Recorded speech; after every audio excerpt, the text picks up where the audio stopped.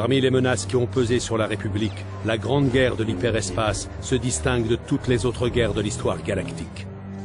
En fait, le combat que nous menons aujourd'hui est sous de nombreux aspects une extension de ce conflit. L'Empire Sith que nous croyions avoir détruit lors de cette guerre est venu pour prendre sa revanche. Les facteurs historiques qui posèrent les bases de ce conflit actuel méritent d'être examinés de près. Le facteur le plus important de tous a été la manière dont la République mit un terme à la Grande Guerre. La Grande Guerre de l'hyperespace commença alors que la République connaissait depuis des millénaires la paix, la croissance et la consolidation. L'Empire Sith, quant à lui, arrivait au terme de son adolescence, qui avait duré des siècles. Inconnus de la République, les Sith avaient conquis tous les systèmes stellaires voisins de Korriban. Ils cherchaient à présent de nouvelles opportunités de croissance. À cette époque, une violente lutte pour le pouvoir avait éclaté après la mort du chef Sith. Parmi les prétendants se trouvait le seigneur Sith Naga Sadow.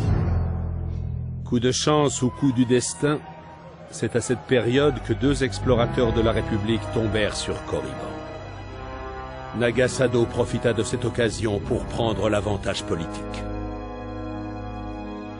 Les explorateurs furent emprisonnés pour espionnage, mais Naga Sadow organisa une attaque pour libérer un des explorateurs et laissa une preuve suggérant que l'attaque était une opération militaire de la République.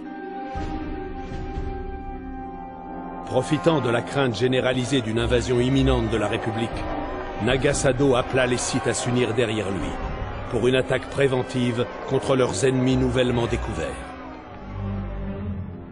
Impatient de se battre, le peuple accueillit Naga Sadow comme son nouveau chef.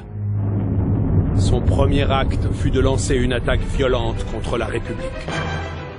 Les armées Sith attaquèrent sur plusieurs fronts, notamment Coruscant elle-même. Naga Sadow commandait toutes ses forces depuis une sphère de méditation suspendue au-dessus d'une étoile géante. Le premier assaut eut raison des défenses de la République prises au dépourvu.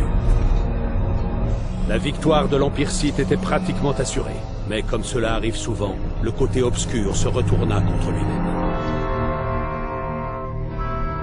Naga Sadow fut trahi par son apprenti. Malgré la défaite de l'apprenti, l'attaque avait réussi à interrompre la méditation de Naga Sadow. Le cours de la guerre avait changé. Les Sith étaient perdus sans les conseils de leur chef, et les forces de la République repoussèrent les envahisseurs aux portes de la sphère de méditation de Naga Sadow.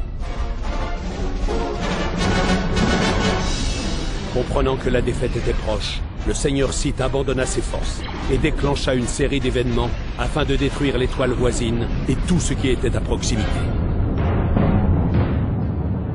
Naga Sadow partit se réfugier sur Korriban pour y découvrir une opposition accrue à son règne. Une guerre civile explosa, réduisant ce qu'il restait des armées déjà affaiblies de l'Empire Sith. Naga Sadow vainquit les arrivistes, mais les Sith étaient sans défense quand la flotte de la République les attaqua peu après.